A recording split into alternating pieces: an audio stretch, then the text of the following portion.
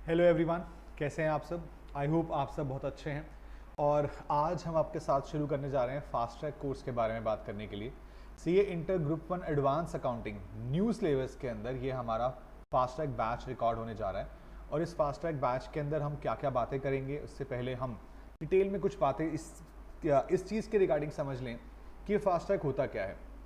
आप हो सकता है कि शायद फाउंडेशन पास कर आए हों, हो सकता है कि आपने ग्रेजुएशन के बाद अपनी डायरेक्ट एंट्री के बाद अपना सीए इंटर का पार्ट शुरू किया हो, और ऐसा भी हो सकता है कि आप already CA inter group 1 advance accounting पढ़ चुके हो, मुझसे पढ़ा हो या किसी और टीचर से पढ़ा हो, लेकिन किसी वजह से आप अपना एग्ज़ाम क्लियर नहीं कर पाए हैं। तो ये फास्ट ट्रैक कोर्स आप बच्चों को हेल्प करने के लिए तैयार है। लेकिन मैं एक चीज़ आपको स्ट्रिक्टली वार्न करना चाहता हूँ कि अगर कोई इस लेक्चर को पहली बार देख रहा है, पहली बार का मतलब कि आपने पहले कभी एडवांस अकाउंटिंग की क्लासेस नहीं ली हैं और आप ये चाहते हैं कि हम अपना कोर्स इस फास्ट ट्रैक कोर्स के बेसिस पर कंप्लीट कर लें, तो ये आपके लिए बिल्कुल भी सही नहीं होगा। क्योंकि जो हमारा रेगुलर कोर्स होता है, रेगुलर कोर्स के अंदर ज़्यादा प्रैक्टिस, ज़्यादा क्वेश्चंस और बहुत डिटेल में सब चीज़ें होती हैं। वो एग्ज़ाम को रेगुलर बेसिस पर डिटेल में कराने के लिए एप्लीकेबल होता है। और अगर आपने पहले कभी भी वो वाली चीज़ें नहीं पढ़ी हैं, मुझसे या किसी और से नहीं पढ़ी हैं, तो इन दैट केस फिर आपके लिए ये फास्ट ट्रैक कोर्स एप्लीकेबल नहीं है। मैं प्योरली उन बच्चों के लिए बोलना चाह रहा हूँ जिन बच्चों ने किसी और से क्लासेस ली, लेकिन कुछ समझ नहीं आया, कोई दिक्कत आई, कोई परेशानी आई, आपको लगता है कि यार हमें और थोड़ा बेटर आना चाहिए था। और दूसरा, जो बच्चा एग्ज़ाम देकर क्लियर नहीं कर पाया और उसके पास दोबारा से रेगुलर कोर्स को करने की, क्योंकि इसकी एक तो ज़्यादा फीस होती है और दूसरा टाइम भी ज़्यादा लगता है, तो उन बच्चों के लिए ये फास्ट ट्रैक कोर्स फ़ायदेमंद होने वाला है।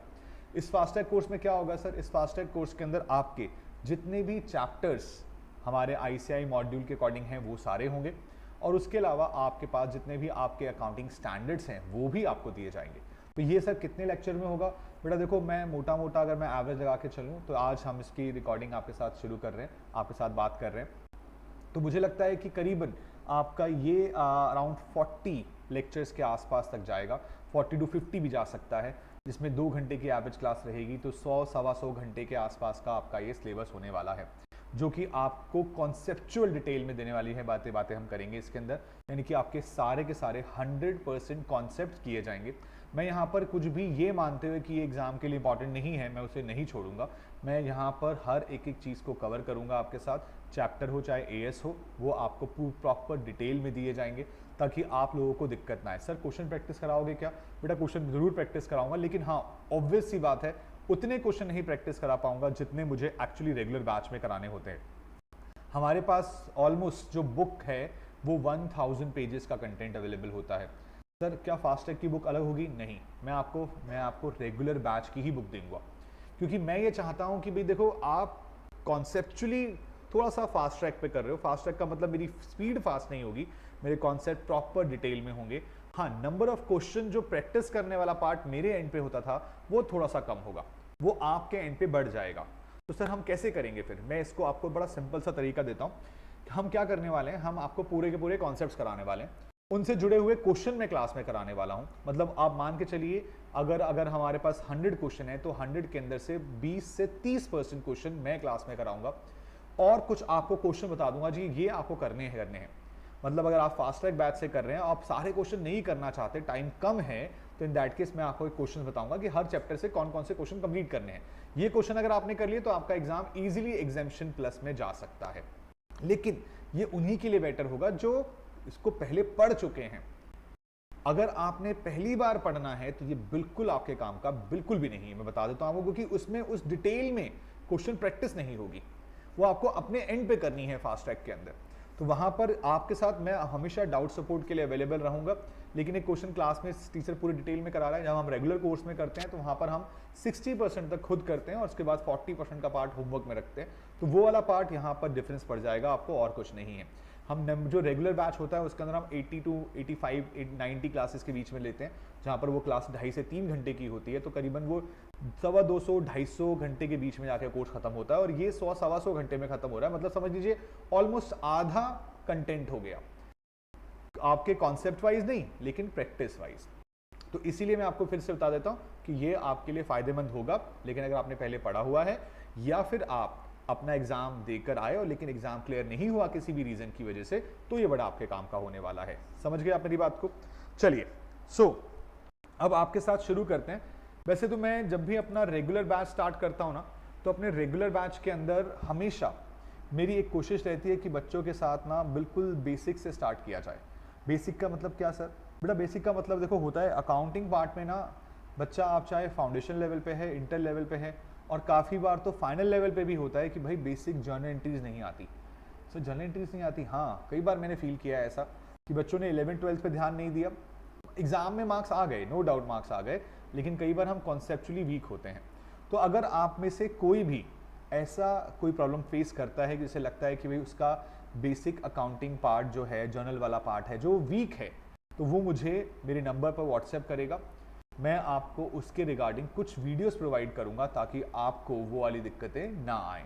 सर ये वीडियोस कौन सी होंगी? कि बेटा ये वीडियो हम अपने फाउंडेशन लेवल पर जब बच्चों को पढ़ाना शुरू करते हैं तब उन बच्चों को देते हैं, तो उन बच्चों को कराते हैं बेसिकली कि भाई ये लो बच्चों, ये कोई दिक्कत परेशानी है तो बेसिक आपका यहीं ठीक हो जाए। क्योंकि फाउंडेशन लेवल पर बेसिक पे काम करना बनता है, क्योंकि 11th-12th में नहीं किया चलो कोई दिक्कत नहीं जी, फाउंडेशन लेवल पे कर लो, लेकिन इंटर लेवल पर आकर हम वो ना उतने टाइम नहीं लगा सकते। मैं फाउंडेशन में करीबन 6-7 क्लासेस लगाता हूँ बेसिक को ठीक करने के लिए। तो अगर मैं 6-7 क्लासेस यहाँ लगा दूंगा फिर तो टाइम खराब होगा ना आपको होगा। तो इसलिए अगर आपको लगता हो कि भाई किसी का बहुत ज़्यादा वीक है तो वो वाला का पार्ट आप मुझे मैसेज कर व्हाट्सएप के थ्रू वो मुझसे ले सकते हैं, तो आप उस पर टाइम लगा सकते हैं अपने पास, तो ऐसा कोई दिक्कत की बात नहीं होगी। सर हमारे कोर्स में क्या कुछ चेंज भी हुआ है? बेटा देखो, अगर आपने ओल्ड कोर्स में पढ़ा था और आपने अब न्यू कोर्स में आप उसे फास्ट ट्रैक में करना चाहते हैं, मैं तो फिर भी इस बात को बोलूंगा, वैसे तो इस टाइम पे बहुत कम बच्चे ऐसे होंगे जो ओल्ड कोर्स के बाद अब पहली बार इसको न्यू कोर्स में फास्ट ट्रैक में पढ़ रहे हैं। मैंने ये लास्ट बैच के टाइम पे भी जब अपने पास से रिक्वायरमेंट आनी शुरू हुई कि सर फास्ट ट्रैक निकालो, मैंने नहीं निकाला, क्योंकि पहले अटेम्प्ट के लिए कभी भी फास्ट ट्रैक ओल्ड से न्यू में जाते वक्त काम का नहीं था।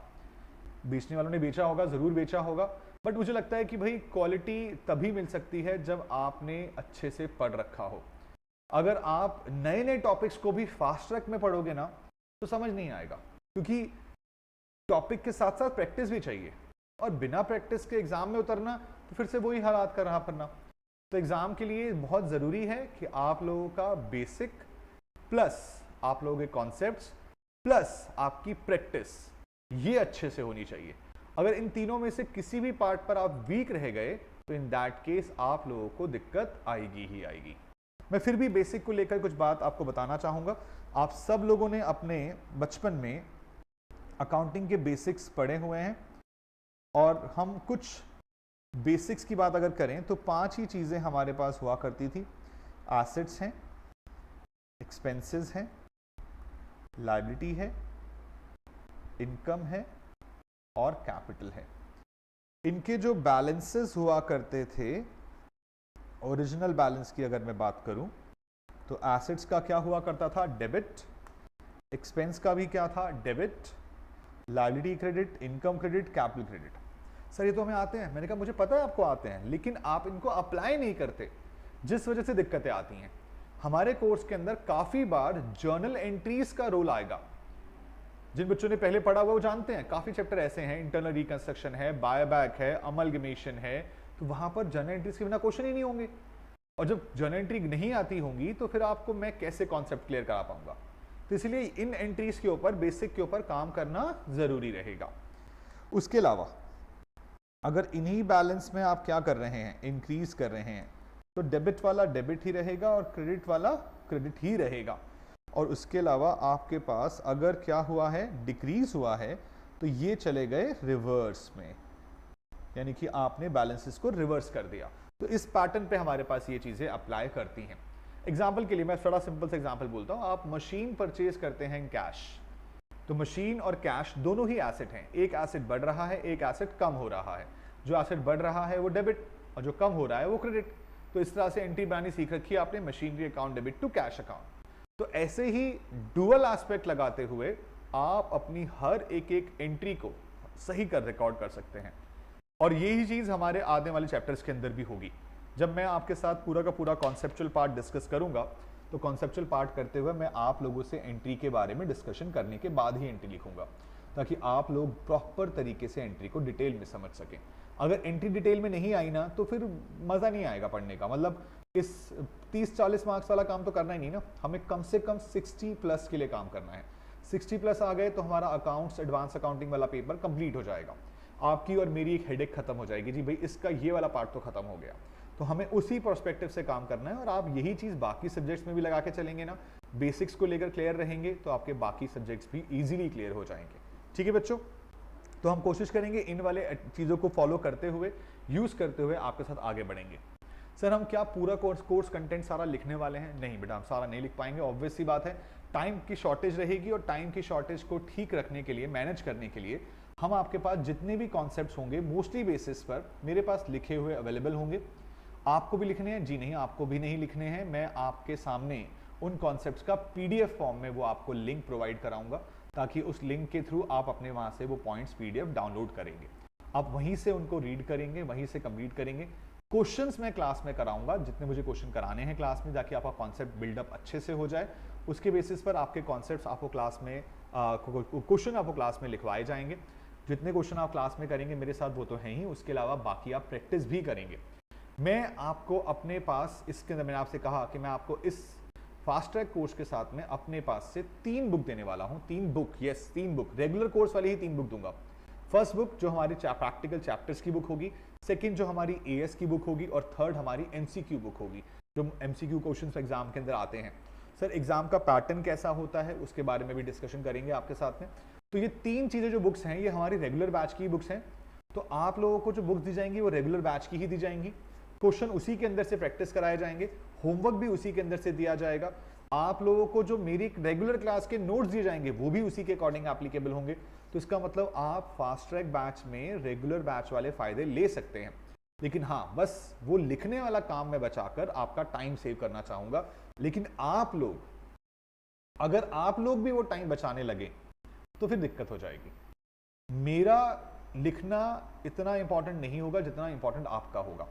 अगर मैंने यहाँ 2 क्वेश्चन कराए और आपको 4 क्वेश्चन होमवर्क दिए तो चारों हाथ से आपको करने पड़ेंगे, क्योंकि मेरे 2 कराने से आपको कॉन्सेप्ट आ गया, थोड़े बहुत क्वेश्चन आ गए, हल्के फुल्के आ गए, और जब आपने किया तो पूरे आ गए। लेकिन अगर आपने वहां टाइम बचाने की कोशिश की तो दिक्कत होगी।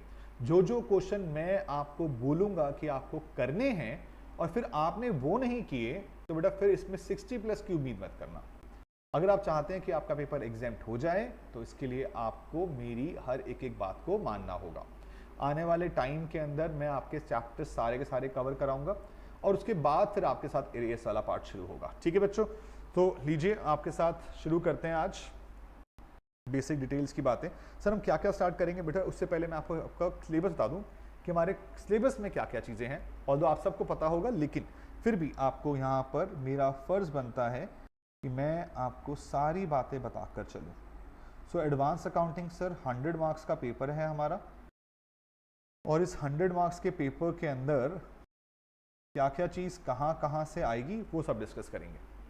एडवांस अकाउंटिंग के 100 मार्क्स के पेपर के अंदर मैं अगर पेपर पैटर्न की बात करूं तो आप सब जानते होंगे कि आपका जो पार्ट 1 रहता है वो आपका 30 मार्क्स का है। 30 मार्क्स का सर? हाँ जी 30 मार्क्स का है। इस 30 मार्क्स को आप एमसीक्यू फॉर्म में देखेंगे। एमसीक्यू फॉर्म में क्या क्या आएगा सर? एमसीक्यू फॉर्म में 8 मार्क्स वाले 3 क्वेश्चन आएंगे। कितने हो गए सर? 24 हो गए, 24 मार्क्स। देखो ये पैटर्न ना हमारा जो पहला अटेम्प्ट हुआ मई 2024 का, ये उसके बेसिस पर मैं आपको बता रहा हूं। हो सकता है कि पैटर्न बदल जाए। हमारे कोर्स के अंदर अमेंडमेंट तो नहीं आती है, लेकिन पैटर्न बदल सकते हैं। तो इसलिए पैटर्न को अकॉर्ड लेकर हम अलग अलग समझ सकते हैं, अलग अलग बातें होती रहेंगी, लेकिन प्रैक्टिकल बेसिस पर अमेंडमेंट के चांसेस बहुत कम रहते हैं। सर ये 8 मार्क्स में 3 क्वेश्चन, क्या मतलब है इसका? इसका मतलब यह है कि बेटा ये आपके पास ना 4 एमसीक्यू ऑफ 2 मार्क्स ईच आएंगे और 3 क्वेश्चन होंगे। सर 3 क्वेश्चन में कौन कौन से होंगे? 3 के अंदर 2 एएस क्वेश्चन होंगे और 1 प्रैक्टिकल चैप्टर का क्वेश्चन होगा, प्रैक्टिकल चैप्टर का। जैसे कि फॉर एग्जाम्पल के लिए बायबैक को बड़ी प्रायोरिटी मिलती है यहाँ पर। तो यहाँ पर 2 AS के क्वेश्चन, 2 AS के case study based question, 2-2 marks each, 4 question होंगे हर AS के उसके अंदर, यानी कि 8-8 16 और 8 का आपका प्रैक्टिकल चैप्टर का क्वेश्चन, तो आपका 24 बन जाएगा। उसके अलावा सर और क्या बचा, 6 मार्क्स बचे ना, तो 6 मार्क्स के अंदर आपके 3 क्वेश्चन और होंगे, 2 मार्क्स ईच, तो ये 6 मार्क्स का बन जाएगा और टोटल आपका बन गया है जी 30 मार्क्स का। तो आपका पार्ट 1 30 मार्क्स में इस तरह से आपके सामने होगा। उसके अलावा और क्या है सर बेटा, यहां पर पार्ट 2 कितने मार्क्स का होने वाला है, पार्ट 2 आपका होने वाला है 70 मार्क्स का। 70 मार्क्स में क्या क्या होगा बेटा, देखो बड़ा सिंपल सा बोलूं तो 70 मार्क्स में 14 मार्क्स वाले 6 क्वेश्चन होने वाले हैं और 6 में से एनी 5 आपको अटेम्प्ट करने होंगे, मतलब कम 5 अटेम्प्ट तो करने ही करने हैं। कितने अटेम्प्ट करने हैं, 5 अटेम्प्ट करने हैं आपको। अब 14 मार्क्स का कैसे कैसे आएगा, 14 मार्क्स का पैटर्न क्या होगा, 14 मार्क्स का पैटर्न ये होगा कि जी 5 5 + 4 और 10 + 4 और 7 + 7, तो ये ऑर्डर हो सकता है 5 5 4, यानी कि 3 AS के क्वेश्चन 5 मार्क्स 5 मार्क्स 4 मार्क्स का। उसके अलावा और आपके पास 10 अच्छा सर इसमें MCQ होगा, नहीं बेटा इसमें MCQ होगा, ये सारा का सारा सब्जेक्टिव पार्ट है। MCQ वाला पार्ट 30 मार्क्स का है, वो वहां पर कंप्लीट हो गया। उसके अलावा जो बाकी का पार्ट है वो आपका सब्जेक्टिव है, वो यहाँ पर कवर हो जाएगा। तो यहाँ पर आपके पास 70 मार्क्स, 14 मार्क्स इंटू 6 यानी 5 करने होंगे, 5 5 4, या फिर आपके पास 10 + 4, या फिर आपके पास 7 + 7। तो ये इस ऑर्डर में आपके पास आपका कोर्स का पार्ट होगा। सर एग्जाम में हम 5 करके आने वाले हैं, बिल्कुल 5 करने वाले, तभी तो 14 × 5 70 बनेगा। तो 14 मार्क्स वाले इंटू 5 क्वेश्चंस, तो तब जाकर आपका 70 मार्क्स बनेगा। अच्छा मैं एक चीज बताना यहाँ भूल गया, यहाँ पर इसमें एक चीज और ऐड कर लीजिए, इसमें 14 मार्क्स का एक क्वेश्चन भी आ सकता है, बड़े वाले questions sir, amalgamation, internal reconstruction, consolidation, तो इस तरह के यहाँ पर आपके साथ कवर किए जाएंगे। समझ रहे हैं बात को? तो आपके पास ये सारा का सारा पार्ट 70 मार्क्स में कवर हो जाएगा। सर ये तो समझ में आ गया, अब हम आगे क्या है, आगे ये है बेटा कि आपका जो कोर्स कंटेंट है, मैंने आपसे बोला उसमें आपको 3 बुक्स दी जाने वाली हैं, जिसके अंदर आपका पार्ट 1 रहेगा, जिसमें आपके चैप्टर्स कवर किए जाएंगे, पार्ट 2 रहेगा जिसमें आपके अकाउंटिंग स्टैंडर्ड कवर किए जाएंगे, और पार्ट 3 रहेगा जिसमें आपका MCQ 40 सा, जिसके अंदर सारे MCQ वाला पार्ट कवर किया जाएगा।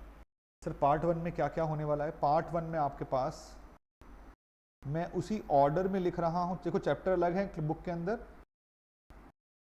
मैं जिस ऑर्डर में कराने वाला हूं वो लिख रहा हूं। फाइनेंशियल स्टेटमेंट ऑफ कंपनीज के बारे में हम बात करेंगे, बायबैक ऑफ इक्विटी शेयर्स की हम बात करेंगे, कैश फ्लो स्टेटमेंट, इसके साथ एक AS जुड़ा हुआ है, वो इसी के साथ में कवर हो जाएगा, AS 3। उसके बाद आपके पास इन्वेस्टमेंट अकाउंटिंग की बात होगी, जिसमें आपका AS 13 जुड़ा हुआ है। उसके अलावा आपके पास 5th हम अपने पास बात करेंगे, एक चैप्टर आएगा इंटरनल रिकंस्ट्रक्शन का, वो यहाँ पर करेंगे। उसके अलावा आपके पास एक और AS बेस्ड चैप्टर होगा, AS 14 हम यहाँ पर डिस्कस करेंगे अमलगमेशन का। उसके अलावा आपके पास एक और चैप्टर यहाँ पर कवर किया जाता है, वो है ब्रांच अकाउंटिंग। एक चैप्टर और बचता है हमारा जो कि कंसोलिडेशन का है, और वो कंसोलिडेशन वाला चैप्टर ना हम प्रैक्टिकल बुक में नहीं रखा हुआ, AS की बुक में ही रखा हुआ, तो AS की बुक के साथ ही डिस्कस होगा। एग्जाम में चैप्टर कौन कितने कितने मार्क्स का आएगा, फाइनेंशियल स्टेटमेंट ऑफ कंपनीज की जो वेटेज है वो एक्चुअली में 10 से लेके 14 मार्क्स तक की होती है। बायबैक जो है वो अभी तक एग्जाम के अंदर 8 मार्क्स में MCQ फॉर्म में आया है, 8 मार्क्स में MCQ फॉर्म में आया है। तो मैं एग्जाम के लिए एमसीक्यू में एक्सेप्ट करूं या फिर इसको अगर वैसे डिवाइड कर दूं तो 5 से 10 मार्क्स तक का क्वेश्चन मैक्सिमम बन सकता है। 7 मार्क्स नहीं बन सकता क्योंकि 7 मार्क्स की रेंज भी आ रही है क्वेश्चन की। उसके अलावा कैश फ्लो स्टेटमेंट भी 5 से 7 marks, maximum 10। Investment accounting same pattern 5, 7, 10। Internal reconstruction 10 marks तक जा सकता है आपका। 5 मार्क्स वाले क्वेश्चन भी पहले आए हैं, लेकिन अगर क्वेश्चन आएगा बड़ा तो 10 मार्क्स में आएगा। अमलगमेशन जी 10 मार्क्स में या 14 मार्क्स तक का एग्जाम में आ सकता है। और ब्रांच अकाउंटिंग का जो आईसीआई मॉड्यूल ने टाइम दे रखा है या वेटेज दे रखी है वो 6 मार्क्स की दे रखी है। बड़ा क्वेश्चन वहां से पूछने के चांसेस बहुत ही रेयर है, लेकिन फिर भी हम अपने पास सब कुछ करेंगे, छोड़ेंगे कुछ भी नहीं। सर उसके अलावा क्या होगा बेटा, एएस की बुक आपके पास स्टार्ट होगी। अगली एएस की बुक के अंदर अगर मैं बात करूं तो एएस कहां से कहां तक कवर है, देखिए जी 1, 2, 3, 4, 5, 6 नहीं है, 7, 8 नहीं है, 9, 10, 11, 12, 13, 14, 15, 16, 17, 18, 19, 20, 21, 22, 23, 24, 25, 26, 27, 28, 29। तो ये टोटल मिलाकर आपके 27 अकाउंटिंग स्टैंडर्ड्स हैं। टोटल 29 है, नंबर वाइज 29 है, लेकिन दो मैंने आपसे बोला ना 6 और 8 ये दोनों डिलीट हो चुके हैं, तो आपको टोटल 27 एएस मेरे साथ करने होंगे। ये 27 के 27 एएस में से एक एएस 21 जो है ये एक चैप्टर की फॉर्म में कवर रहेगा, जिस चैप्टर का नाम क्या रहेगा, कंसोलिडेशन। जी हाँ, और ये सर एग्जाम में कितने मार्क्स का आएगा, 10 से 14 मार्क्स का। इस बार भी एग्जाम में 14 मार्क्स का क्वेश्चन था, तो हम ये मान सकते हैं कि भाई आपके लिए ये जो चैप्टर्स हैं स्कोरिंग है, और कंसोलिडेशन भी आपका एएस के अंदर आता है, लेकिन ये भी मैं चैप्टर में काउंट करता हूँ, ये भी स्कोरिंग है। तो सर कितने कितने मार्क्स में आएगा, थोड़ा डिटेल में समझा दो एक बारी बेटा। देखो चैप्टर और एएस एग्जाम के पॉइंट ऑफ व्यू से आप मान के चलिए करीबन 60 मार्क्स तक चैप्टर कवर कर जाते हैं कंसोलिडेशन को मिलाकर। मैं कंसोलिडेशन को मैं एएस में डालता ही नहीं, मैं डालता हूँ चैप्टर के अंदर। तो आपका 60 मार्क्स तक चैप्टर का वेटेज हो जाएगा, 40 मार्क्स का आपका एमसीक्यू पार्ट का वेटेज रहेगा। 24 मार्क्स तो है ही स्टार्टिंग में, 6 मार्क्स 30 वो हो गए आपके, मतलब आपके जो एएस वाला पोर्शन है वो करीबन 40 मार्क्स तक कवर होगा एमसीक्यू प्लस चैप्टर्स को मिलाकर, यानी कि दोनों मिलाकर 40 मार्क्स तक आपका कवर किया जाएगा। सर एमसीक्यू बुक का क्या यूज होगा बेटा, एमसीक्यू बुक्स आपकी मेन प्रैक्टिस पर्पज से है। ये वाली बुक मैं क्लास में नहीं कराता, ये आपको खुद करनी होगी, जिसके अंदर आपको जो भी डाउट दिक्कत आएगी वो आप मुझे फॉरवर्ड करेंगे और हम डाउट को वहीं पर डिस्कस करेंगे। प्रैक्टिस के लिए यहाँ पर 2 तरह के केस स्टडी बेस्ड एमसीक्यू दिए हुए हैं, क्योंकि एग्जाम में केस स्टडी बेस्ड एमसीक्यू आते हैं, और बाकी कुछ चीज़ें जो आपको चैप्टर वाइज चाहिए होंगी वो चैप्टर वाइज बेसिस पे एमसीक्यू दिया हुआ है, चैप्टर वाइज, या फिर जो इंडिविजुअल एमसीक्यू होते हैं वो भी यहाँ पर अवेलेबल हैं। तो आप बेफिक्र रहिए, आपके पास ये पूरा का पूरा पार्ट इस तरह से काम का आएगा। तो इस पैटर्न पे आपके पास आपका कोर्स चलेगा। हम पहले पार्ट 1 कंप्लीट करेंगे, फिर पार्ट 2 के बारे में बात करेंगे। तो बहुत डिटेल्ड होने वाला है, टाइम लगने वाला है, लेकिन ये वर्थफुल होगा आपके लिए। बहुत इंपॉर्टेंट चीज़ें निकल के यहाँ से आएंगी। आपने पहले पढ़ रखा है, बहुत अच्छी बात है, लेकिन आपको लगता है कि कहीं पर भी कोई दिक्कत थी कॉन्सेप्ट्स को लेकर, तो यहाँ से वो आपके क्लियर होने वाली है। इन केस अगर आपको कभी भी ऐसा लगे कि सर कोई चीज़ रह गई, समझ नहीं आई, तो मेरा नंबर आप सब लोगों के पास रहेगा।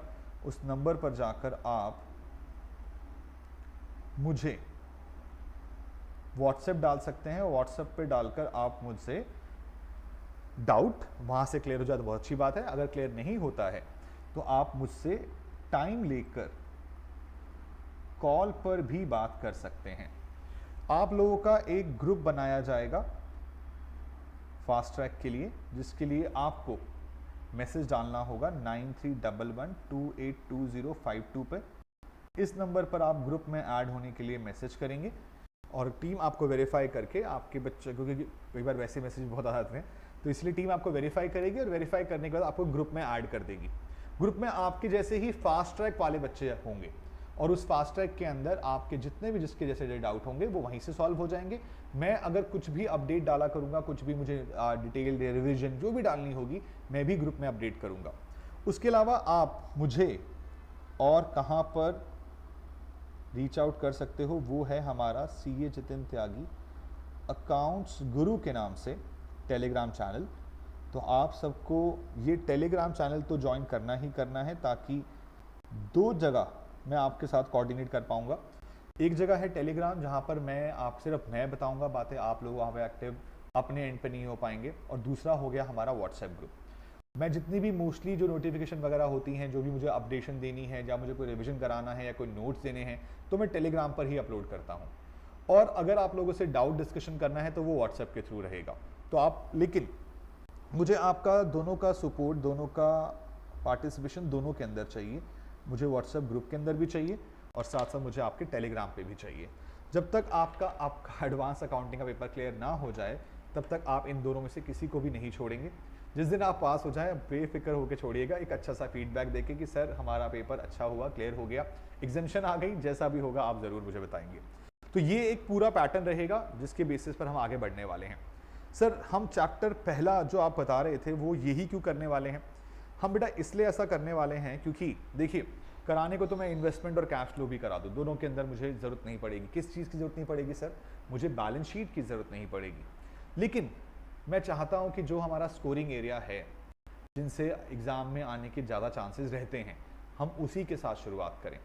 हमारी चैप्टर वाली बुक का पार्ट जो है मुश्किल से 15 से 20 क्लासेस के बीच मिलेगा, कॉन्सेप्चुअल बेसिस के अंदर, क्वेश्चन को मिलाकर मैं बता रहा हूँ आपको। टाइम जैसा भी मुझे मिलेगा करेगा क्लास के अकॉर्डिंग मैं आपके लिए अवेलेबल कराऊंगा। लेकिन कंटेंट वाइज सबसे इंपॉर्टेंट चीज़ बाकी चैप्टर्स के लिए क्या है? देखिए, जो ये फाइनेंशियल स्टेटमेंट ऑफ कंपनीज है, इसमें बैलेंस शीट बननी है, बायबैक में बैलेंस शीट बननी है, इंटरनल रिको में बैलेंस शीट बननी है, अमलगमेशन में बैलेंस शीट बननी है, कंसोलिडेशन में बैलेंस शीट बननी है। तो इसका मतलब 5 चैप्टर्स में बैलेंस शीट बननी है। और जब 5 चैप्टर्स में बैलेंस शीट बननी ही है तो फिर हम क्यों मिस करें? हम बैलेंस शीट को पहले करेंगे। फाइनेंशियल स्टेटमेंट ऑफ कंपनीज अगर समझ में आ गया तो अगले आने वाले और 4 चैप्टर की लाइफ आसान हो जाएगी। तो सर बैलेंस शीट से डर बहुत लगता है। बेटा लगेगा, जिस चीज की कम से कम प्रैक्टिस हो रही है, जितनी आप कम प्रैक्टिस कर रहे हैं उतना ही आपको उससे डर लगेगा। तो एक बड़ा सिंपल सा सॉल्यूशन है, जिस चीज से डर लगे उसको और जाकर करिए। जिस दिन आपने इस चीज को समझ लिया ना कि आपके लिए, वो कहते हैं ना डर के आगे जीत है, एक्चुअली में है। जब आपको लगे कि भाई इस चीज से डर लगता है तो उससे और लड़ना भिड़ना पड़ेगा। जैसे ही आप वो करेंगे, आप अपने आप उस लाइन को क्रॉस करेंगे और अपने आप उसको पूरा कर पाएंगे। अब इसका मतलब ये नहीं है कि किसी से जाके लड़ना शुरू कर दिया, लड़ना नहीं है। यहाँ पर कॉन्सेप्ट के साथ प्रैक्टिस करनी है। हम भले शरीफ से बच्चे हैं, आपसे और मैं भी, तो यहाँ पर आप लोगों ने सिर्फ अपने पास जितना हो सकता है प्रैक्टिस प्रैक्टिस प्रैक्टिस प्रैक्टिस। आपकी जो पार्ट 1 बुक्स है उसमें करीबन 350 प्लस क्वेश्चंस हैं। जो ये आपको 7 चैप्टर दिख रहे हैं ना, इन 7 चैप्टर को मिलाकर 350 क्वेश्चंस आपके पास प्रैक्टिस पर्पस के लिए आएंगे, जहां पर आप लोग फुल कोर्स रेगुलर बैच वाली प्रैक्टिस कर सकते हैं। मैं आपको अलाउ करूंगा कि भाई आप रेगुलर कोर्स वाली प्रैक्टिस करें। रीजन बीइंग, मैं कमी नहीं चाहता। आपको मैं बता दूं, अभी 1.5 साल पहले एडवांस अकाउंटिंग में फास्ट ट्रैक से एक बच्चा 83 मार्क्स लेकर आया। 83 मार्क्स, सोचिए। इसीलिए मैं रेगुलर का वाला पार्ट कंटेंट मतलब प्रेफर करता हूं कि बच्चों को प्रैक्टिस में कमी नहीं आनी चाहिए। मैं चाहूं तो एक पतली सी बुक बना दूं जिसके अंदर आपके सारे चैप्टर और एएस कवर कर दूं, कुछ कुछ क्वेश्चन डाल दूं, कुछ कुछ एएस के क्वेश्चन डाल दूं। लेकिन अगर उनमें से नहीं आया तो मैं तो बोल दूंगा बेटा बाहर से आ गया पेपर, कोई बात नहीं, अगली बार हो जाएगा। लेकिन आपके तो 4 महीने गए ना। अगर आपके 4 महीने खराब हुए तो भाई ये 4 महीने सिर्फ आपके नहीं, आपके फैमिली के भी खराब हो गए। उनकी भी मेहनत लगी हुई है इसके पीछे।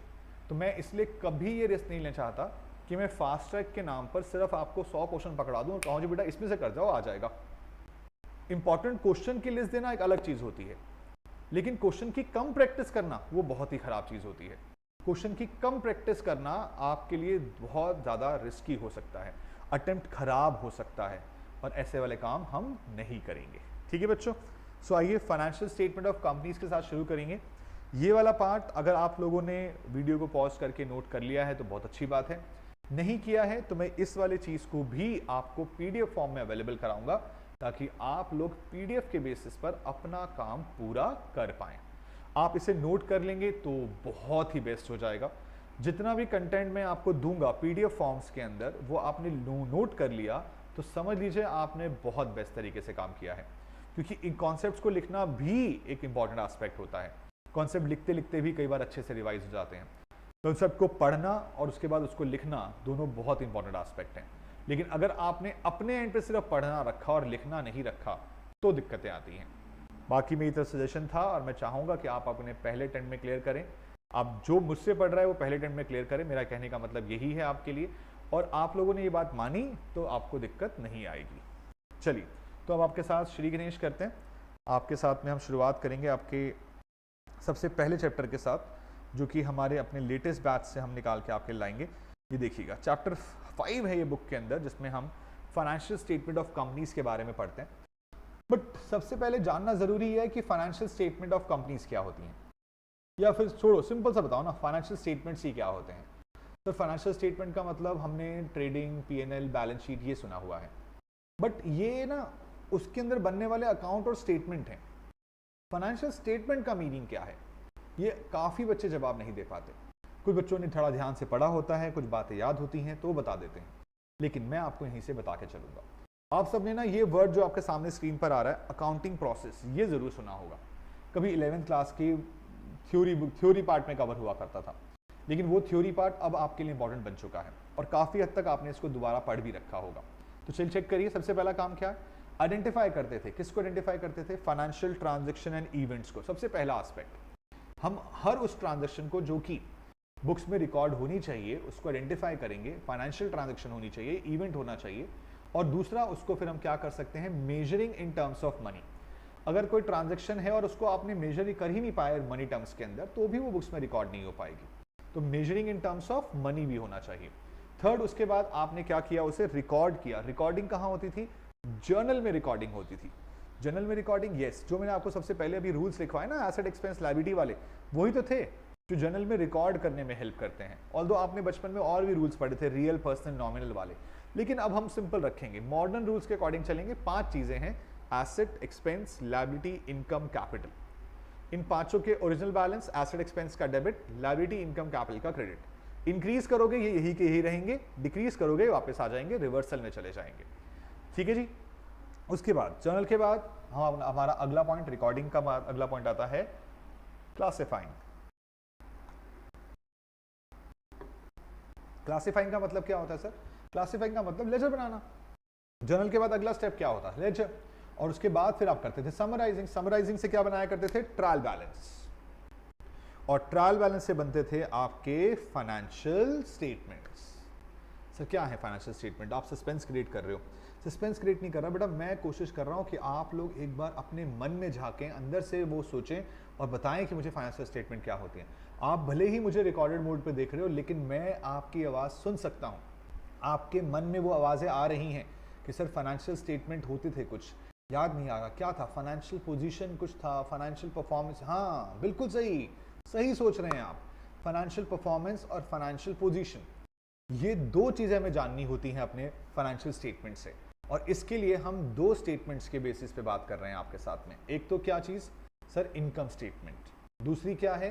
Position statement. सर यही 2 होती हैं? नहीं बेटा, और भी होती हैं होने को तो, लेकिन अभी आपके सामने 2 डिस्कस कर रहा हूं। तो देखिए अपने पास 2 चीजें कौन कौन सी है जी? इनकम स्टेटमेंट और पोजीशन स्टेटमेंट। चेक करिए, इनकम स्टेटमेंट आपको क्या बताएगी? इनकम स्टेटमेंट आपको बताएगी आपके बिजनेस की फाइनेंशियल परफॉर्मेंस। क्या बताएगी?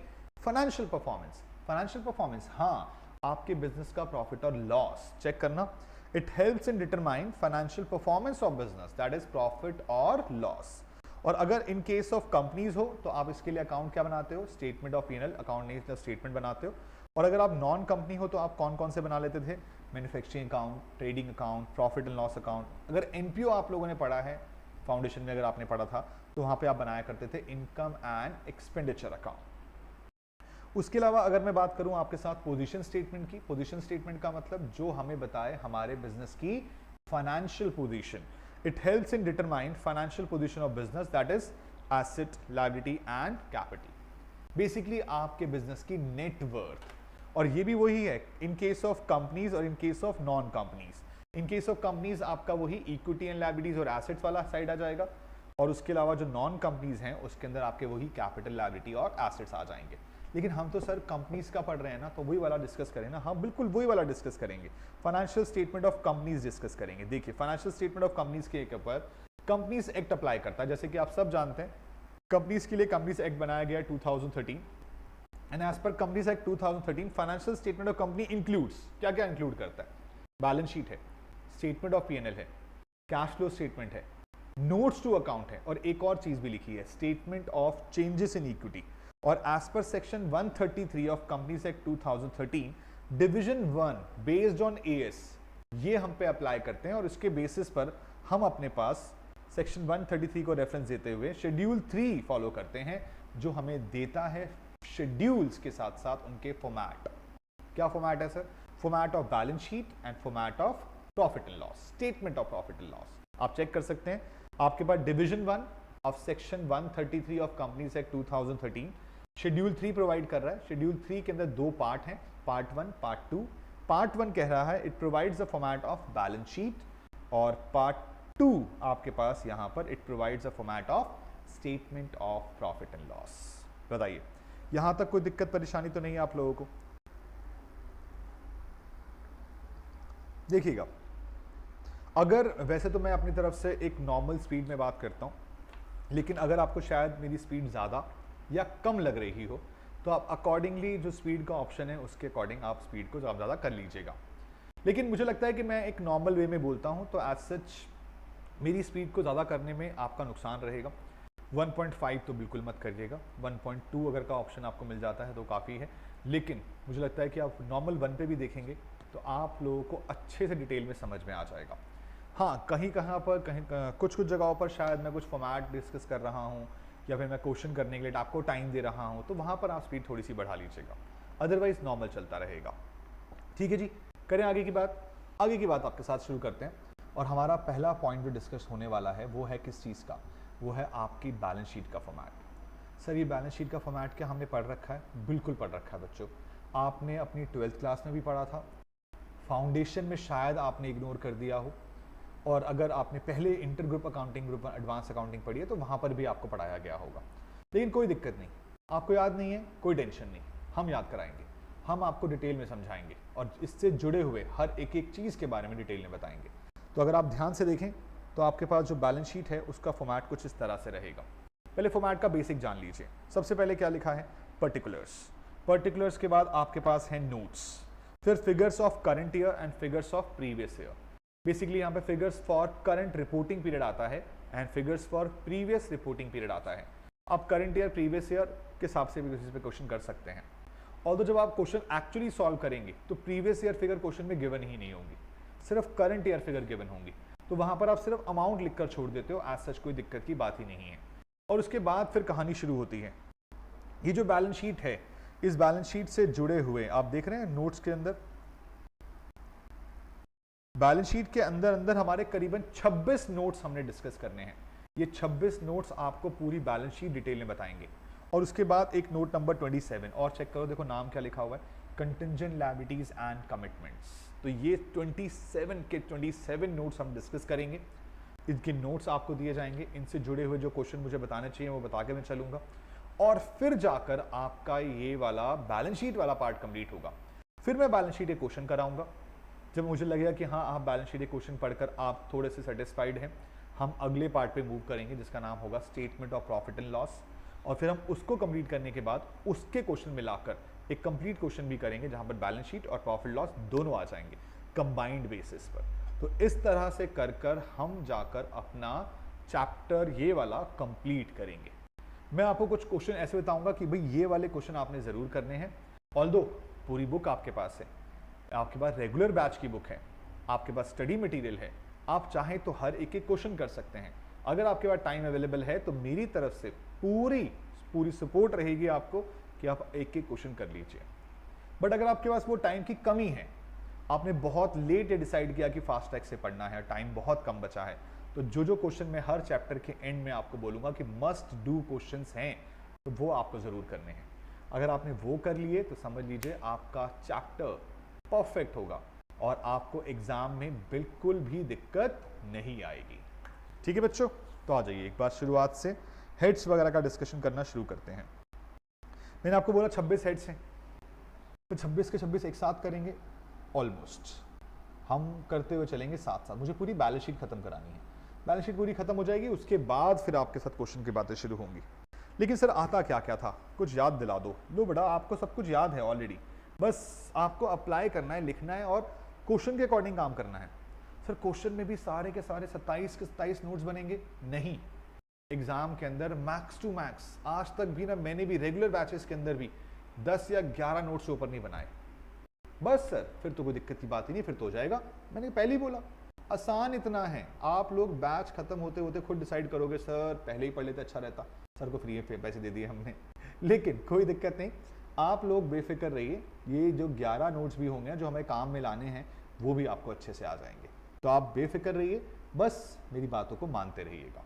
चलिए, तो जी आपके पास सबसे पहली चीज़ क्या है? पर्टिकुलर्स। सर पर्टिकुलर्स के अंदर क्या क्या आएगा? बेटा देखो, दो बेसिक साइड हुआ करती थी आपकी, लायबिलिटीज और एसेट्स, अभी भी वही हैं, बस फॉर्मेट बदल गया। अब यहाँ पर सबसे पहले शुरुआत में लिखा गया क्या? Equity and liabilities. इक्विटी का मतलब मालिकों का पैसा। क्या आप जानते हैं कैपिटल भी एक लायबिलिटी होता है? बिल्कुल। ये लायबिलिटी, लेकिन फर्क क्या होता है? ये लायबिलिटी इंटरनल लायबिलिटी होती है। इंटरनल लायबिलिटी, हाँ, अगर किसी भी बिजनेस ने अपने मालिकों को पैसा देना है तो वो पैसा उनके लिए हमेशा एक लायबिलिटी की फॉर्म में है, बट वो लायबिलिटी जो है इंटरनल लायबिलिटी है, इसलिए उसे कैपिटल के नाम से डिनोट कर दिया गया। और जो पैसा आपने बाहर वालों को देना था उसको आपने एक्सटर्नल लायबिलिटी के नाम से बोला। तो हमारे पास यहाँ पर इक्विटी एंड लायबिलिटीज, जिसके अंदर सबसे पहला हेड किस चीज़ का है? शेयर होल्डर फंड का है। सर कितने हेड्स हैं इसके अंदर? बेटा देखो, टोटल 4 हेड्स हैं। इक्विटी एंड लायबिलिटीज के 4 हेड्स हैं। पहला हेड शेयर होल्डर फंड, दूसरा share application money pending allotment, तीसरा आपके पास आता है नॉन करंट लायबिलिटीज का, चौथा आपके पास आता है करंट लायबिलिटीज का। इनके कुछ फर्दर सब हेड्स मिलेंगे आपको, हम एक एक करके प्रॉपर डिटेल में चलते जाएंगे। पहले मैं एक बार सारे हेड्स बता दूं, फिर एक एक नोट उठाएंगे और एक एक नोट का डिस्कशन आपके साथ करते हुए चलेंगे। ठीक है, बताओ यहां तक कोई दिक्कत परेशानी तो नहीं? एक सेकेंड रुकना।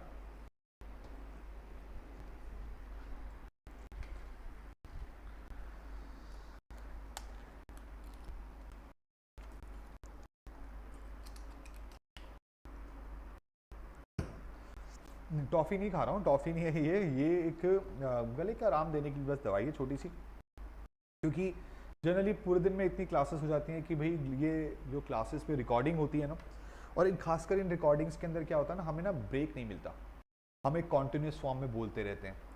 जो क्लासेस के अंदर होता है तो वहाँ पर क्या होता है जी, हम क्वेश्चन करा रहे हैं, थोड़ा बच्चे क्वेश्चन कर रहे हैं तो हमें टाइम मिल जाता है, तो इसलिए बस इसको गले को ठीक करने के लिए। चलो शुरुआत करें, आइए। तो मैंने आपसे बोला इक्विटी एंड लायबिलिटीज हैं। इक्विटी एंड लायबिलिटी के अंदर पहला है share holder fund. Share holder fund मतलब मालिकों का पैसा।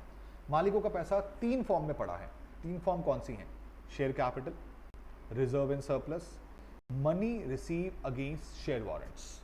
मैं तीनों के बारे में बात करूंगा, अभी मैं तीनों का डिस्कशन नहीं कर रहा हूं, सिर्फ हेड बता रहा हूं। उसके बाद फिर आ गया जी आपके पास share application money pending allotment का हेड। इनको लेकर कभी भी क्वेश्चन एग्जाम में नहीं मिलता, बट हम इस पॉइंट के रिगार्डिंग एग्जाम्पल के साथ डिस्कस करेंगे ताकि आप लोगों को कुछ भी दिक्कत हो तो समझ में आ जाए। कल को आपने बहुत बड़ी बड़ी कंपनीज के जाके बैलेंस शीट बनाने हैं, ऑडिट करने हैं, तो ऐसे हेड्स वहाँ ज़रूर मिल सकते हैं, तो इसीलिए इनके बारे में पता होना ज़रूरी है। उसके बाद अगला पॉइंट है आपके पास क्या है? Non current liabilities. Non current liability के अंदर 4 हेड्स क्या है जी? लॉन्ग टर्म बोरिंग्स हैं आपके पास, डेफर्ड टैक्स लायबिलिटीज हैं आपके पास, अदर लॉन्ग टर्म लायबिलिटीज हैं आपके पास, और उसके अलावा लॉन्ग टर्म प्रोविजंस भी हैं। उसके बाद अगले पॉइंट पे आ जाए। अच्छा देखो, जहाँ जहाँ पर जो एएस अप्लाई कर रहा होगा ना, मैं एएस साथ में लिखा हुआ है, जैसे for example deferred tax liability आप देख रहे हैं यहाँ पर, उसके अंदर आपका AS 22 अप्लाई करता है, तो ऐसे ही जहाँ पर जो AS होगा उसकी रेफरेंस मिल जाएगी साथ साथ में। उसके अलावा फिर करंट लायबिलिटीज के अंदर फिर से आपके 4 हेड आते हैं। 4 हेड चेक करिए कौन कौन से हैं। शॉर्ट टर्म बोरिंग्स हैं, ट्रेड पेबल्स। ट्रेड पेबल के अंदर कुछ फर्दर नोट बने हुए हैं, पढ़ो क्या लिखा है? Total outstanding dues of creditor. Total outstanding dues of creditor, bracket में क्या लिखा है? Micro and small enterprise. उसके अलावा total outstanding due of creditor other than micro and small enterprise, जो ऊपर नहीं आया वो बचा हुआ नीचे आ गया। उसके अलावा other current liabilities and short term provisions. तो यानी कि लायबिलिटीज के 12 सब हेड्स हो गए। और इन 12 के बाद, इन 12 नोट्स हो गए बेसिकली, 12 के बाद अगले 14 नोट्स आपके एसेट साइड में हैं।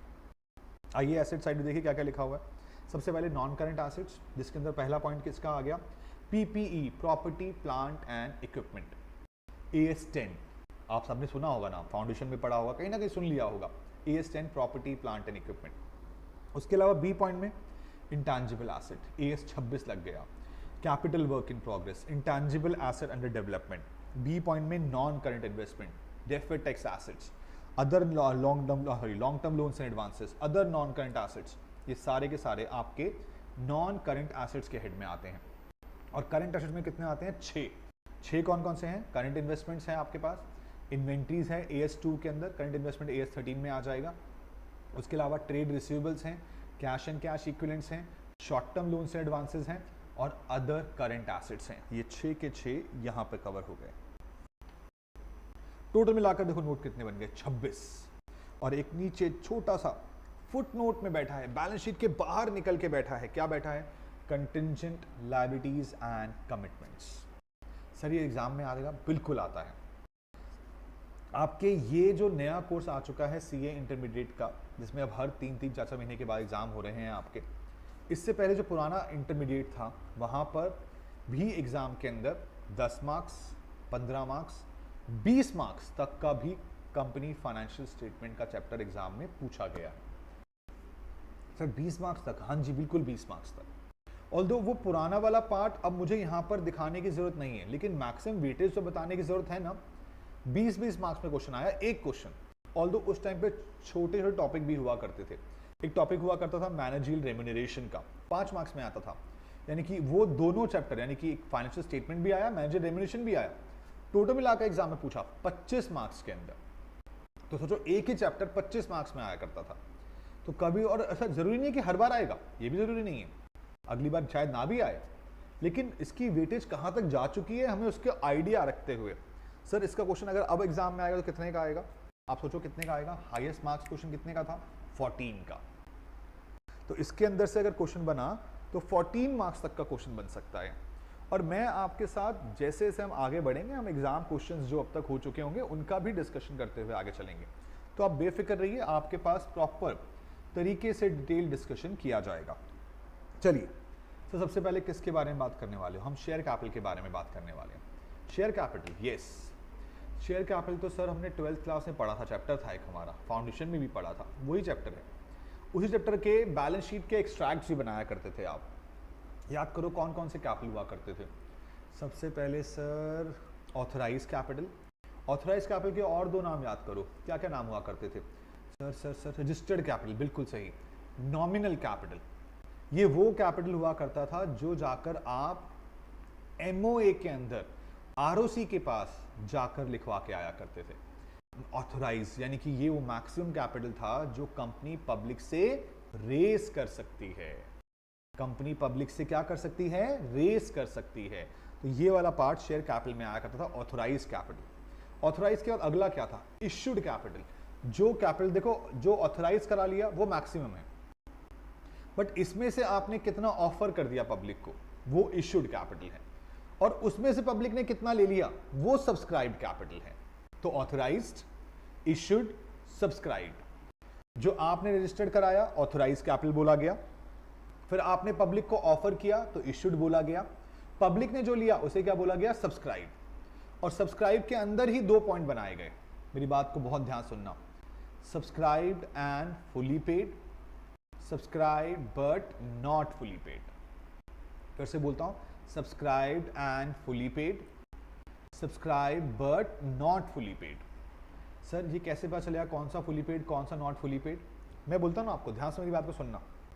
मैंने कुछ वर्डिंग्स लिख रखे हुए हैं इसके लिखकर।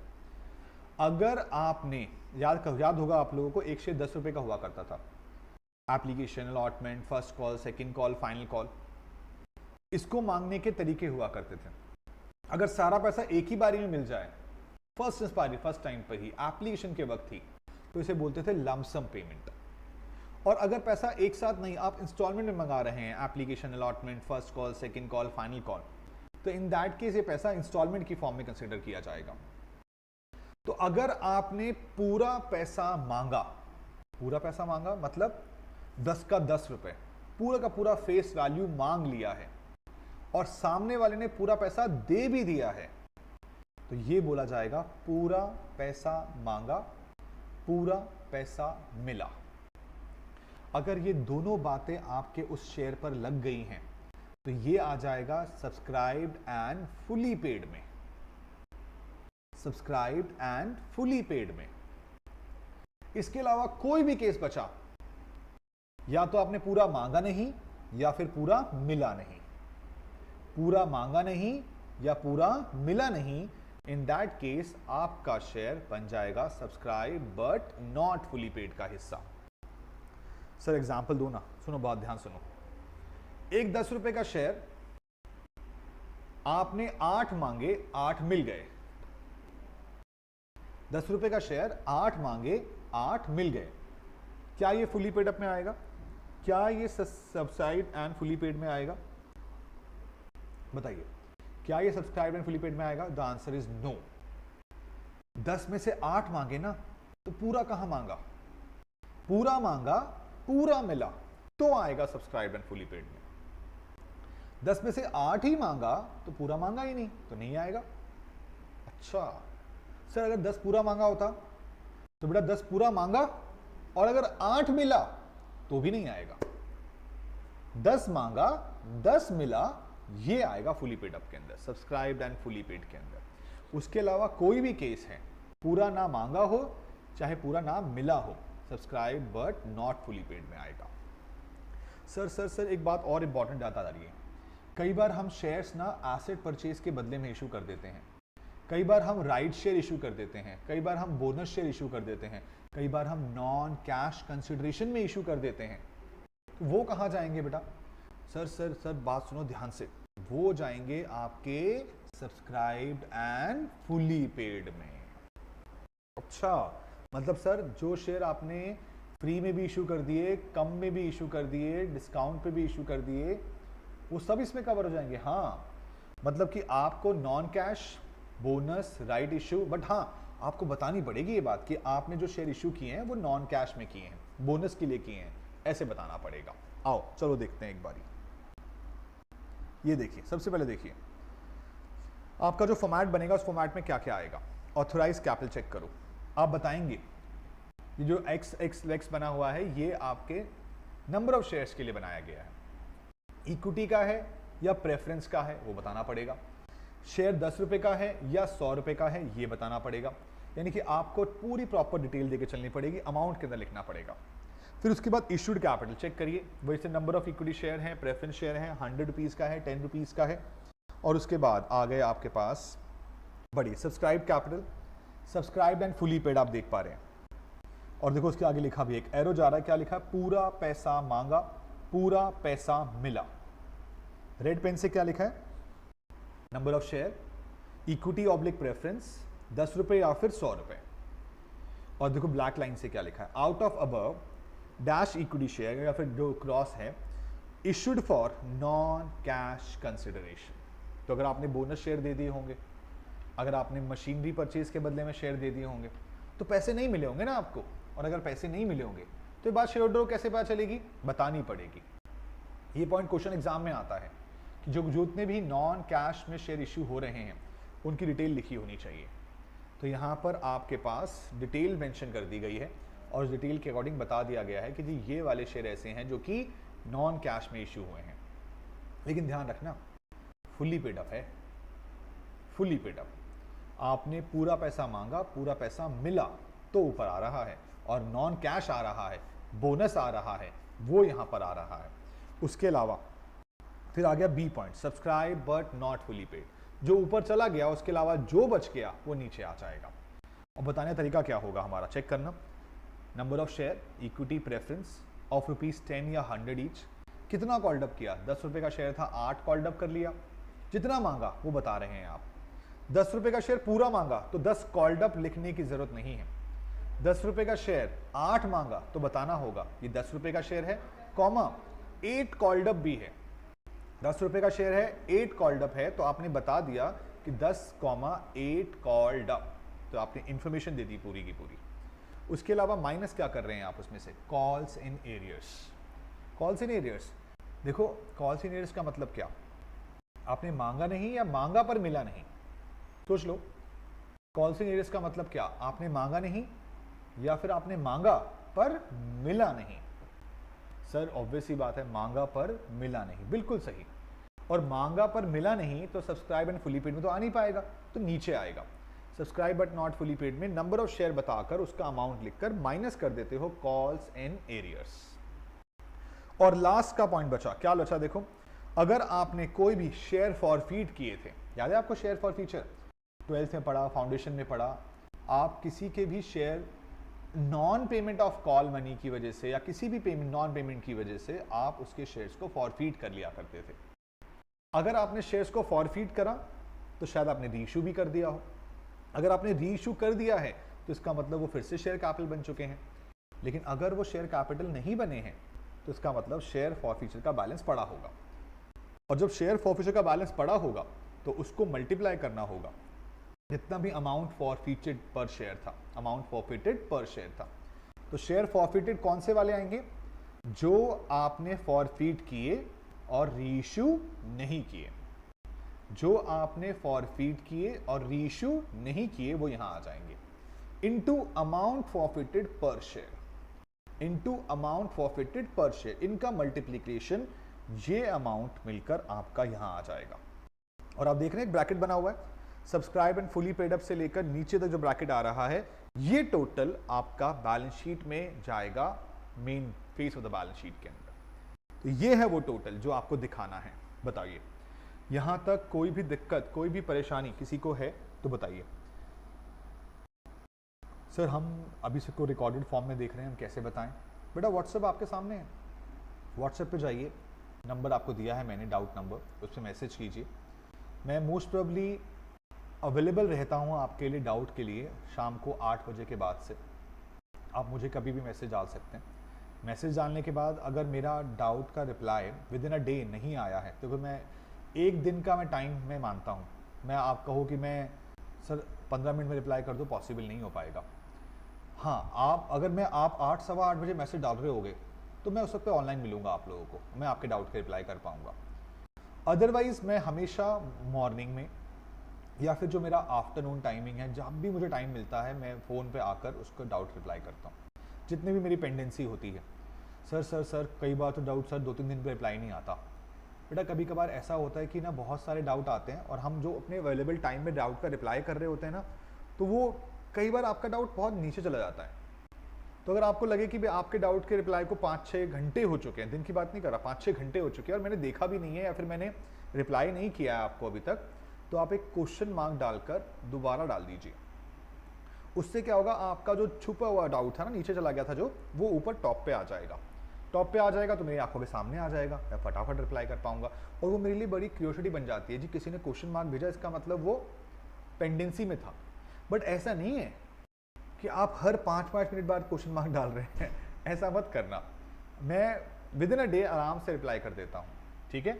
तो अगर आपको कोई डाउट कभी आता भी है तो सबसे अच्छा तरीका, आप अपने पास एक कॉपी लेके बैठे होंगे इस वक्त तक, उस कॉपी में लिख लीजिए page number, point number, doubt, question, something, जो भी इंफॉर्मेशन आपको चाहिए वो लिख लीजिए और वो लिख कर मुझे भेज दीजिए।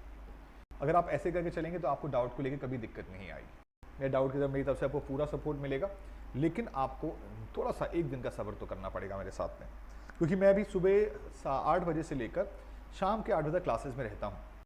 10 से 12 घंटे का शेड्यूल मेरा भी रहता है।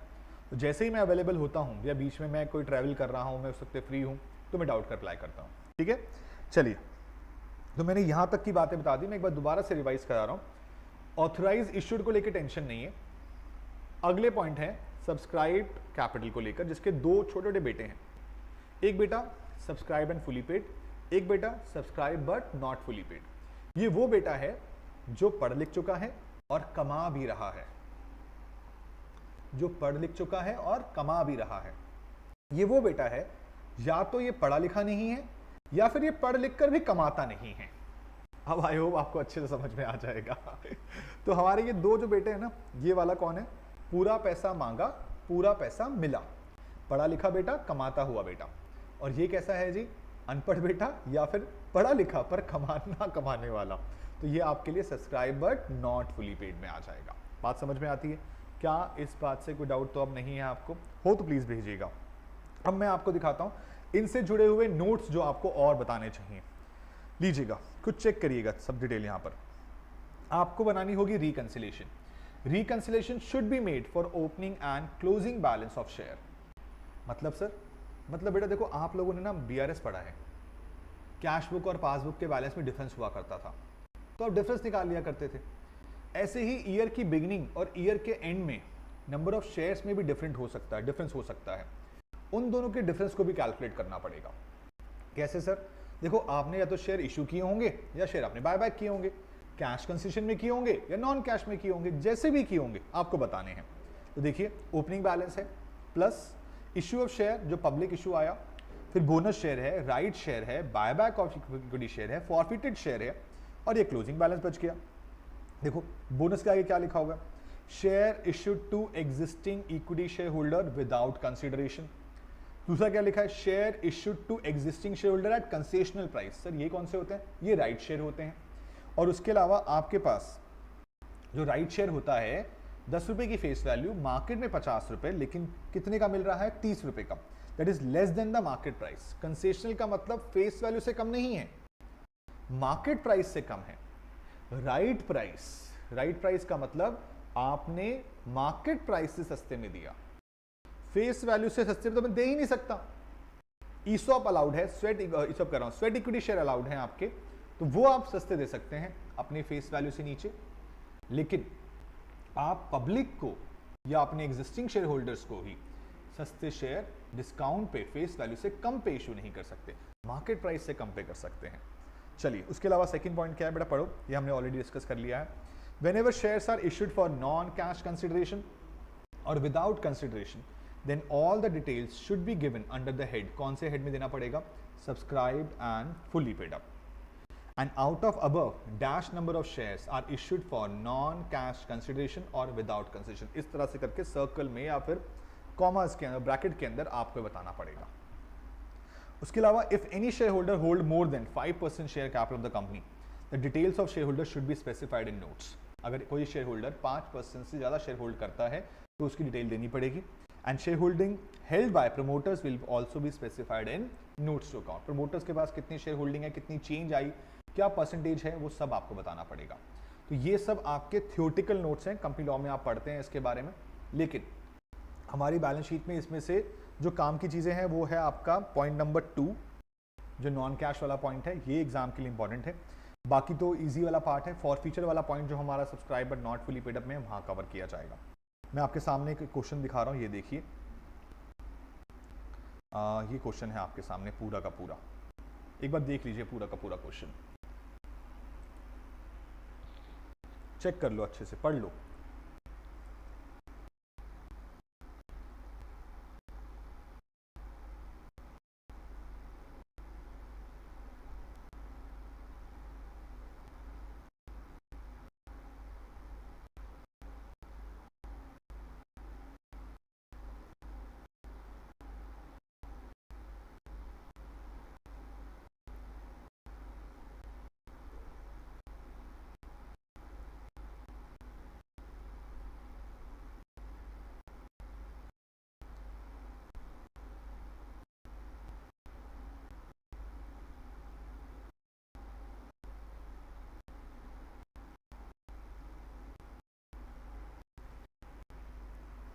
हाँ जी, पढ़ लिया आप सबने?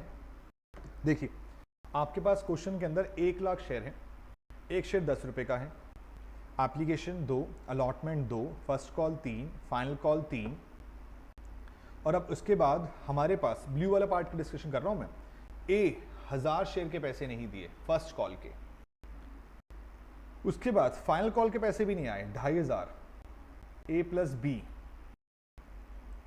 अब ए ने 1000 के पैसे नहीं दिए, 2500 ए प्लस बी के नहीं आए, तो अब आप मुझे बताओ कि यहां पर बी के नंबर ऑफ शेयर कितने हैं? बी के नंबर ऑफ शेयर कितने हैं?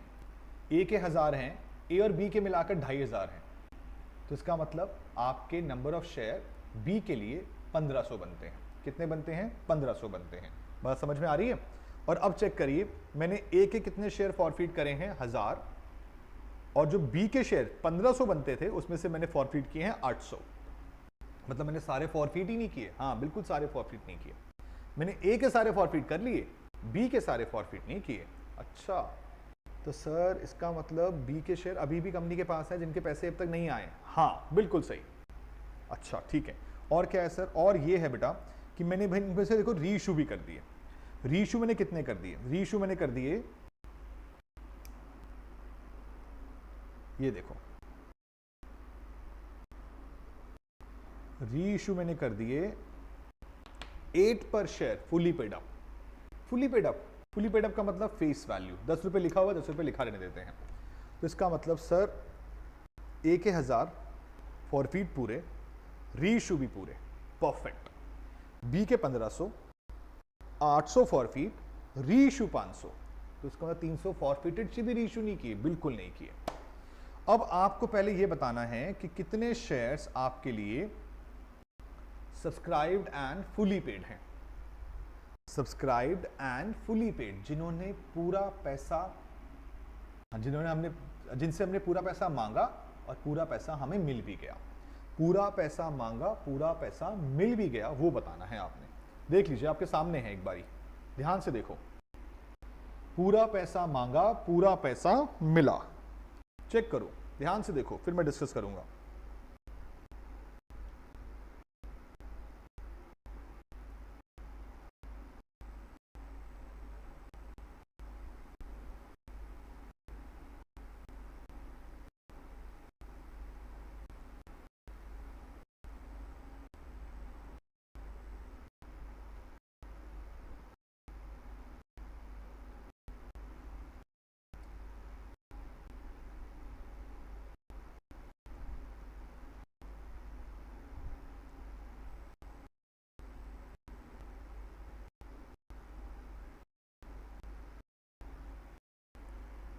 हाँ जी मिला। अब देखो, समझो समझो समझो, बड़ा सिंपल रखते हैं। जब भी ये ढूंढना हो ना कि पूरा पैसा मांगा और पूरा पैसा मिला, तो ये देखना कि कितनों ने आपके पूरे पैसे नहीं दिए। देखो ए के 1000 के पूरे पैसे नहीं मिले, बी के 1500 के पूरे पैसे नहीं मिले। हाँ ठीक है, बिल्कुल बढ़िया है। तो इसका मतलब ए और बी के 1000 और 1500 अलग कर दो, कितने बचे? 97,500, बिल्कुल ठीक है। उसके बाद सर इसके अलावा भी कुछ और है? हाँ है ना, समझो, जो बाकी दोबारा री इशू हुए वो भी तो आएंगे। ए के 1000 के पैसे नहीं आए थे, आपने उन्हें फॉरफिट किया, आपने उन्हें री इशू भी कर दिया और फुली पेड अप में कर दिया, तो 1000 पहुंच गए ना वापस वहीं पर ही।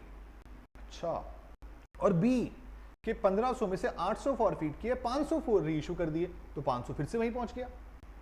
तो सर 97,500 प्लस ए का 1000 और बी के 500। हाँ सर समझ नहीं आया। ये देखो 1 लाख थे, जिसमें से ए के 1000, बी के 1500 और जो रिमेनिंग बचे वो बचे 97,500। फिर 1000 के 1000 यहाँ पे री इशू होके दोबारा आ गए, और 1500 में से 800 और 800 में से 500 री इशू हो गए। तो टोटल मिलाकर 99,000 शेयर ऐसे हो गए जो कि फुली पेड अप बन चुके हैं। इसीलिए आपके सब्सक्राइब एंड फुली पेड में कितने शेयर आ रहे हैं? 99,000। Equity share of ₹10 each, 9,90,000। 9,90,000। बताओ क्या ये बात क्लियर है? क्या ये बात समझ में आ गई? तो 9,90,000 रुपए आपका आ गया सब्सक्राइब एंड फुली पेड। सभी बचा कौन? बचे वो जो या तो फॉरफिट नहीं हुए या फिर फॉरफिट होकर री इशू नहीं हुए। जो फॉरफिट नहीं हुए या फिर फॉरफिट होकर री इशू नहीं हुए। हाँ बिल्कुल सही बात है। कौन से फॉरफिट नहीं हुए? बी के 1500 में से 800 फॉरफिट हुए थे, तो कितने बचे? 700। 700 के ऊपर मांगा गया पूरा पैसा, लेकिन मिला नहीं। कौन सा नहीं मिला? फाइनल कॉल नहीं मिला। कितने की थी फाइनल कॉल? फाइनल कॉल थी 3 रुपए की। इसका मतलब सर अब क्या आएगा? अब आएगा बड़ा ये सिचुएशन, देखो 700 इक्विटी शेयर ऑफ ₹10 ईच, पूरा मांगा 7,000, minus calls in arrears 700 into 3 2100 रुपए। चेक कर लो, 700 इंटू 3 2100 माइनस करने के बाद जो वैल्यू बच गई वो 4900 आ गया। 700 इंटू 3 माइनस करने के बाद 4900 आ गया। ध्यान सुनना, ये वो है जिनको फॉरफीट नहीं किया गया था, जिनको फॉरफीट ही नहीं किया गया था, इसलिए वो subscribe but not fully paid up में पड़े हैं। अगर ये फॉरफीट हो गए होते तो फिर शायद रीइश्यू कर दिए गए होते, और अगर ये रीइश्यू नहीं किए गए हैं तो कोई भी ऐसे शेयर जो फॉरफीट हुए और रीइश्यू नहीं हुए, तो जो बिके कितने थे 1500 में से 800 फॉरफीट हो गए, 800 में से 500 रीइश्यू हो गए, तो कितने अभी भी बचे हैं 300 बचे हैं। 300 शेयर ऐसे हैं जो फॉरफीट हुए पर रीइश्यू नहीं हुए। और सर कितना रीइश्यू, कितना फॉरफीट किया उनके ऊपर, देखो ध्यान से, बी के 2 रुपए, ये 2 रुपए और ये 3 रुपए, यानी कि 7 रुपए फॉरफीट हुए हैं।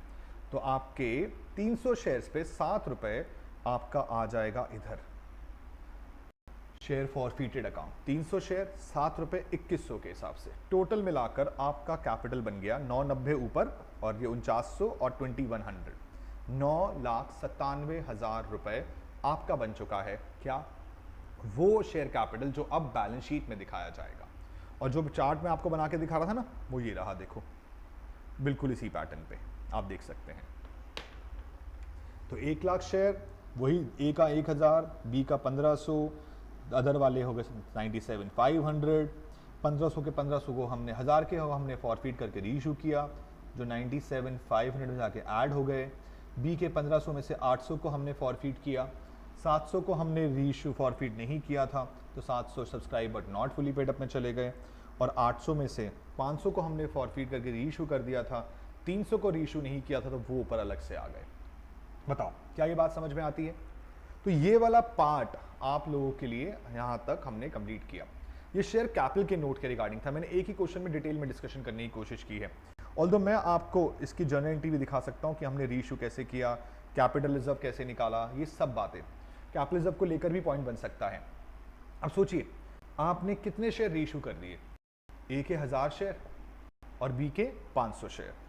तो यहाँ पर 1000 शेयर्स की कहानी ये है, जो उसके 1000 शेयर्स को आपने फॉरफीट किया। बी के 1500 शेयर्स को लेकर आपने फॉरफीचर पूरा नहीं किया, बी के 500 शेयर को लेकर फॉरफीट किया, तो उसकी अलग एंट्री चलेगी। लेकिन अल्टीमेटली आपके पास कितना कितना फॉरफीट हुआ मैं दिखा देता हूँ शॉर्टकट्स के। इसका एक शॉर्टकट रहेगा, ये देखिए ध्यान से, वर्किंग दिखना ध्यान से। ए के 1000 शेयर फॉरफीट हुए, उसने कौन कौन से पैसे दे रखे थे, ये 2 रुपए और ये 2 रुपए, यानी कि 4 रुपया। 1000 शेयर्स पर 4 रुपए फॉरफीट हो रखे हैं, और डिस्काउंट आपने कितना दिया है, देखो कितने रेट से इशू किया है, 8 रुपए पर शेयर, 10 रुपए का शेयर था, यानी कि 2 रुपए का डिस्काउंट हो गया। तो 1000 माइनस 4 माइनस 2 कितना हो गया, 2000। और जो दूसरा वाला था उसके 500 शेयर रीइश्यू करे हैं आपने, उस पर कितना फॉरफीट कर रखा था, 7 रुपए, 2 रुपए का डिस्काउंट, तो ये हो गया जी 2500 रुपए। तो टोटल अमाउंट जो कैपिटल रिजर्व में गया वो कितना है, 4500। तो अगर क्वेश्चन में बैलेंस शीट पूरी बनाई जाएगी तो वहाँ पे कैपिटल रिजर्व वाला पॉइंट भी आ सकता है। सर ये भी एग्जाम में आएगा क्या, इधर 12th क्लास की बातें हैं, फाइनल फाउंडेशन की बातें हैं, बेटा एक बार एग्जाम में क्वेश्चन आ चुका है इसके ऊपर, इसीलिए मुझे आपको बताना पड़ रहा है, क्योंकि मैं नहीं चाहता कि कुछ भी चीज़ आपकी छोड़ी जाए। तो ये देख लीजिए आपके पास है 4500 रुपये का कैपिटल रिजर्व।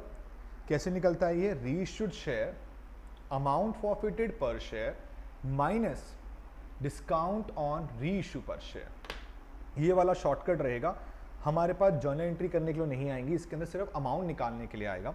तो अगर आपने इस वर्किंग में डाल दिया तो आपका आंसर निकल जाएगा। देखो ऊपर दोनों रेड पेन से आपके पास वर्किंग है, 1000 शेयर जो आपने फॉरफिट किए उनका कैपिटल रिजर्व 2000, और जो आपने 500 शेयर रीइश्यू करे उसका कैपिटल रिजर्व है 2500 रुपये, और टोटल मिलाकर कैपिटल रिजर्व बन गया 4500 रुपये, जो कि नीचे वाले फॉर्मूले से निकल कर आया है। बताओ क्या ये बात क्लियर है यहाँ तक की? कोई भी दिक्कत इस चीज़ के रिगार्डिंग हो तो आप मुझे ज़रूर मैसेज करके पूछ लीजिएगा। मैं आपको उसके अलावा ये एक क्वेश्चन जो आपके सामने स्क्रीन पर है, मैं इसको आपको एक होमवर्क की फॉर्म में दे रहा हूँ। मैं नेक्स्ट क्लास में यहीं से शुरू करूँगा, आप एक बार चाहें तो इसका स्क्रीनशॉट ले सकते हैं और स्क्रीनशॉट के बेसिस पर इसका आंसर सॉल्व करने की कोशिश करिएगा ताकि आपको बेटर समझ में आ पाए। मैं नेक्स्ट क्लास में इसके बारे में डिस्कशन करूँगा। और पूरा लिखा हुआ है, 50,000 शेयर हैं, 11 रुपये है, 10+1 है, एप्लीकेशन 4, अलॉटमेंट 4, 3+1, कैपिटल के साथ प्रीमियम भी है 1 रुपये का, फर्स्ट कॉल 2, फाइनल कॉल 1 रुपये। 700 शेयर ए के पैसे नहीं आए हैं, और उसके बाद बी के 1200 शेयर के पैसे नहीं आए हैं, और इसके अंदर आपके ए के 700, बी के 1200, और हमने 1200 में से 1000 ही फॉरफिट किए हैं। जब हमने रीइशू किए तो हमने ए के 700 शेयर रीइशू कर दिए और बी के सिर्फ 500 शेयर रीइशू किए, 7 पर शेयर फुली पेड अप में। तो ये वाला पूरा का पूरा क्वेश्चन रहेगा, आप इस क्वेश्चन को सॉल्व कर लीजिएगा नेक्स्ट क्लास तक, और नेक्स्ट क्लास के अंदर हम इसके आगे की बातें और बाकी के नोट्स के डिस्कशन करेंगे। मेरे लिए ये पॉइंट ज़रूरी है क्योंकि एग्जाम के अंदर ये क्वेश्चन एक बार बन चुका है, तो मैं आपको नेक्स्ट क्लास के अंदर वो एग्जाम वाला क्वेश्चन वाला पार्ट भी दिखाऊंगा। ठीक है, फिर तो आज के लिए इतना ही रखते हैं। नेक्स्ट क्लास के साथ आपके साथ और आगे की डिस्कशन होगी और आगे कॉन्सेप्ट डिस्कस होंगे। चलिए, okay, bye bye, take care, जल्दी मिलेंगे आपसे, बाय बाय।